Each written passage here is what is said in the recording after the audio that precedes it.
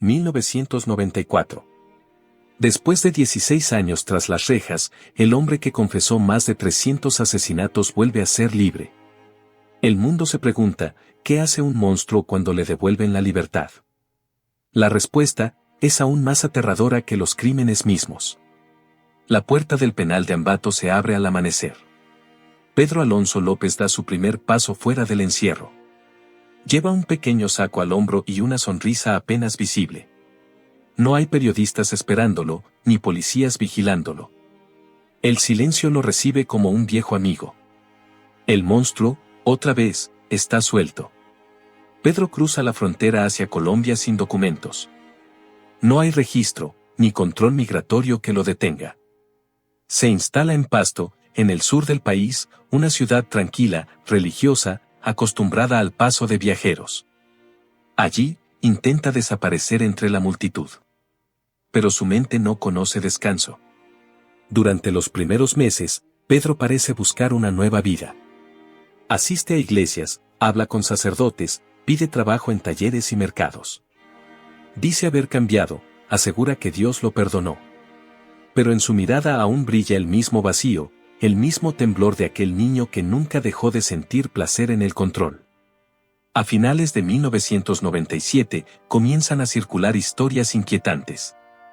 Niñas desaparecen en zonas rurales del sur de Colombia.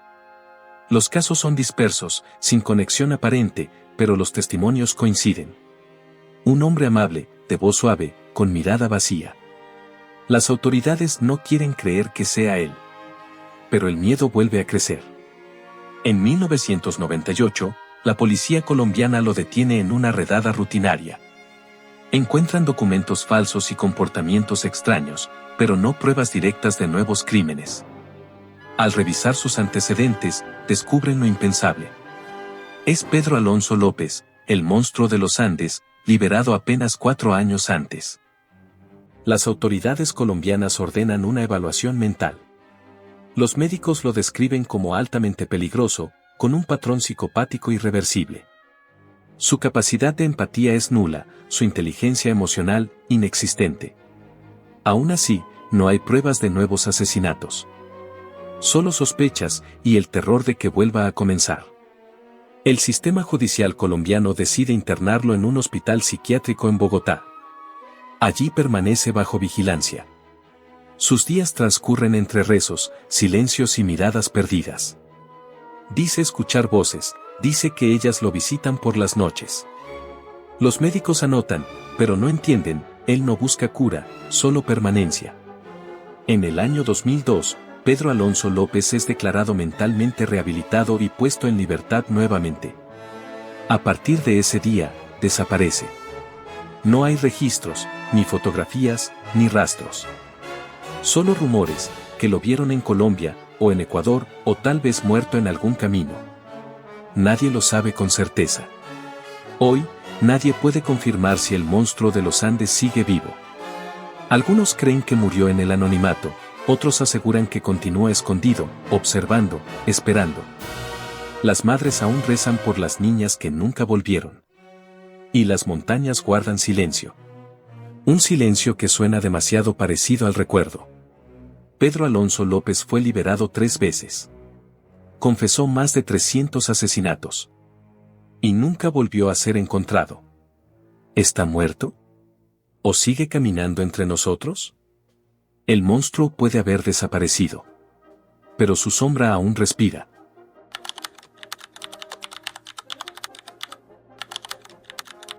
¿Qué sucede dentro de la mente de alguien capaz de destruir tantas vidas? Para entender al monstruo, hay que adentrarse en su laberinto mental. Allí donde el dolor, el poder y la fe se confunden, y donde la humanidad se desvanece. Después de su captura, Pedro Alonso López fue sometido a extensas evaluaciones mentales. Psiquiatras y criminólogos de distintos países intentaron descifrar su mente. Querían comprender qué lo había convertido en el monstruo de los Andes. Pero cada respuesta abría una pregunta más profunda: ¿había nacido así, o el mundo lo había moldeado? Los especialistas coincidían en algo: su infancia estuvo marcada por abandono, pobreza y desarraigo. Una combinación que en muchos deja heridas invisibles. Para Pedro, esas heridas se transformaron en un universo propio donde las emociones se distorsionaron. Su relación con el mundo se volvió una mezcla de resentimiento, miedo y deseo de control. Según los informes, López carecía de empatía emocional. Podía recordar eventos trágicos sin mostrar signos de remordimiento. Los expertos lo describieron como alguien que veía a las personas no como seres humanos, sino como piezas dentro de su propia narrativa interna. Era un individuo desconectado del sufrimiento ajeno, pero completamente consciente de sus actos. En los análisis psiquiátricos, se identificó un patrón, la necesidad de tener poder absoluto sobre el entorno. Ese deseo no provenía de malicia pura, sino de un impulso aprendido, sobrevivir controlando, dominar para no volver a ser dominado. Esa dinámica, repetida una y otra vez, se convirtió en el eje de toda su conducta. En prisión, decía haber encontrado a Dios. Rezaba, escribía pasajes bíblicos y hablaba de redención. Pero los especialistas notaron que esa espiritualidad parecía más una construcción que una transformación real. Era su manera de justificar su pasado, de encontrar un orden dentro del caos mental que lo consumía. Su perfil psicológico fue catalogado como uno de los más complejos del continente. Un individuo capaz de planificar con precisión, pero emocionalmente fragmentado. Los expertos debatían si era un enfermo mental o un manipulador consciente.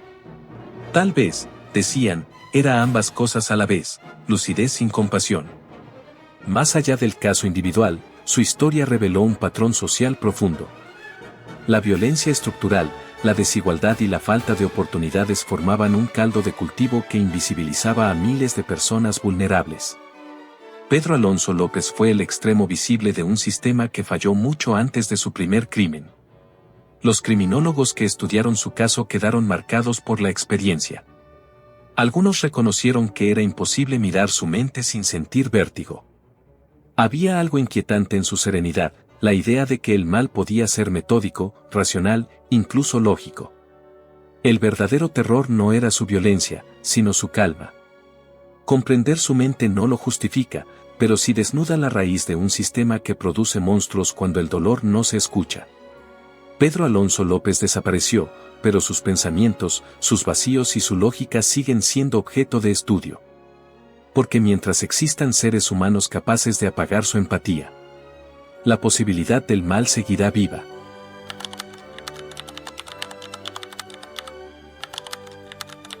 Décadas después, su nombre todavía provoca escalofríos. No por lo que hizo, sino por lo que representa. Pedro Alonso López no solo cambió la historia del crimen en Sudamérica, cambió la forma en que las sociedades miran su propia oscuridad. A finales del siglo XX, la prensa latinoamericana comenzó a construir un mito alrededor del monstruo de los Andes. Titulares, portadas y rumores lo convirtieron en una figura casi sobrenatural. Era el hombre que había asesinado más de 300 niñas y había desaparecido sin dejar rastro. La gente lo temía, pero también lo buscaba, fascinada por el horror. En pueblos y ciudades de Colombia, Ecuador y Perú, las madres comenzaron a repetir su nombre como advertencia. Si no te portas bien, te llevará el monstruo de los Andes. El mito se convirtió en herramienta de control, en cuento popular, en sombra colectiva. Una figura que trascendió el crimen para instalarse en la memoria cultural. Su caso reveló la debilidad de los sistemas judiciales andinos. Un hombre que confesó cientos de asesinatos fue liberado 3 veces por vacíos legales, falta de coordinación internacional y negligencia estatal. El monstruo no solo mostró la brutalidad humana, sino el fracaso de las instituciones. Los criminólogos comenzaron a estudiar su caso como uno de los más complejos del siglo. Pedro representaba la intersección entre trauma, psicopatía y contexto social. Fue citado en universidades, analizado en congresos y convertido en símbolo del mal racional. Un ejemplo de cómo la mente humana puede justificar lo injustificable. Detrás de la figura del asesino quedaron los rostros olvidados, niñas de barrios pobres, sin documentos, sin nombres oficiales. Sus cuerpos nunca fueron reclamados. Sus historias nunca contadas. El monstruo se convirtió en leyenda, pero ellas, en silencio. Una injusticia que todavía duele en las comunidades donde desaparecieron. Aún hoy, en los pueblos andinos, el miedo tiene forma de recuerdo. Los padres evitan hablar del pasado, pero las cicatrices siguen. El nombre de Pedro Alonso López es un susurro en las cocinas, en las noches de tormenta, en las historias que los abuelos cuentan sin querer mirar al horizonte. Series, documentales, libros y programas de televisión han intentado reconstruir su historia. Cada versión agrega un fragmento nuevo, pero ninguna logra responder la pregunta esencial. ¿Cómo pudo el mundo permitir que alguien así existiera? Esa es la herencia más incómoda de su historia, el espejo que nos obliga a mirar hacia adentro. En Ambato, en Pasto, en Piura, todavía hay familias que visitan lugares donde creen que sus hijas fueron enterradas. Llevan flores, rezan, y se van en silencio. El Estado nunca reconoció oficialmente a las víctimas. Pero en la memoria de esas madres, el tiempo no pasa. Solo se acumula como una niebla perpetua. El monstruo de los Andes desapareció hace más de 20 años. Nadie sabe si murió o si sigue caminando entre las montañas. Pero su historia sigue viva, respirando en cada crimen impune, en cada niño abandonado, en cada justicia que llega tarde. Porque el miedo no necesita cuerpo. Solo necesita memoria. Pedro Alonso López se esfumó, pero el monstruo que creó la sociedad continúa presente. En cada caso sin resolver.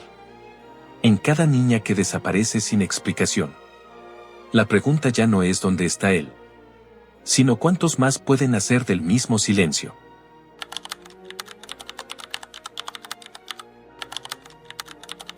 Dicen que el mal muere con el cuerpo que lo contiene. Pero hay males que trascienden, que se propagan en la memoria colectiva como un eco interminable. Pedro Alonso López fue uno de ellos. Su historia no terminó con su desaparición, apenas cambió de forma. Décadas después, las montañas del sur siguen guardando secretos. En los caminos de Ambato, Piura y Pasto, los campesinos aseguran escuchar susurros en las noches de viento, voces infantiles que llaman por su nombre. No es superstición, es memoria viva. Cada historia contada es un intento por mantenerlas presentes, por no dejarlas caer en el olvido. Muchas madres siguen buscando. En los mercados, en las montañas, en los cementerios sin nombre. A veces no buscan cuerpos, solo respuestas. Porque lo más cruel del monstruo no fue la muerte, sino el silencio que dejó detrás. El vacío donde debía haber verdad. En los archivos judiciales, su nombre está cerrado con tinta y olvido. No hay más búsquedas, no hay más juicios. El sistema prefirió olvidar antes que aceptar su fracaso. Pero cada carpeta sin resolver es una herida abierta, un recordatorio de lo que pasa cuando la justicia llega tarde o nunca. ¿Puede el mal tener redención? Esa es la pregunta que divide a los psicólogos, a los creyentes, a la sociedad entera. Pedro Alonso López decía haber sido perdonado por Dios. Pero, ¿qué significa el perdón cuando las víctimas no pueden hablar? El silencio vuelve a ser su arma. A veces, el horror nos atrae porque refleja algo que tememos reconocer. Que el mal no siempre es un monstruo con rostro ajeno, sino una suma de indiferencias, de omisiones, de silencios. Pedro Alonso López fue un extremo. Pero su existencia nos obliga a mirar las raíces del dolor que todos ayudamos a construir. Libros, documentales y ficciones han intentado narrar su historia. Pero ningún relato puede contener completamente el horror real. Cada intento es solo un fragmento del eco. Una forma de entender, de procesar lo incomprensible. Porque a veces, contar el mal es la única forma de resistirlo. En las calles de las mismas ciudades donde él cazó, nuevos niños crecen entre pobreza y abandono. Algunos duermen en estaciones, otros piden limosna. Sus miradas son las mismas que Pedro tuvo alguna vez. El ciclo podría repetirse si el mundo sigue mirando hacia otro lado. Nadie sabe dónde está. Nadie sabe si respira, si envejeció, o si fue devorado por su propio silencio.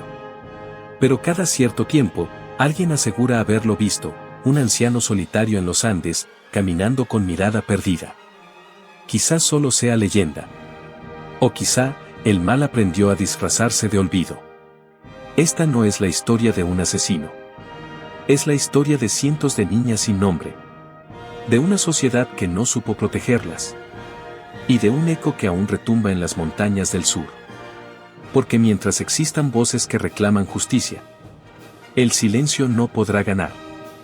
Pedro Alonso López, el monstruo de los Andes, desapareció sin dejar rastro.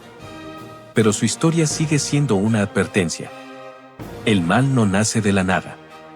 Nace de la indiferencia, del abandono y del miedo. Y mientras el mundo olvide, el eco eterno del monstruo seguirá resonando en el corazón de los Andes. Con esto concluye la serie documental El monstruo de los Andes. Una historia sobre el mal, la memoria y la humanidad perdida.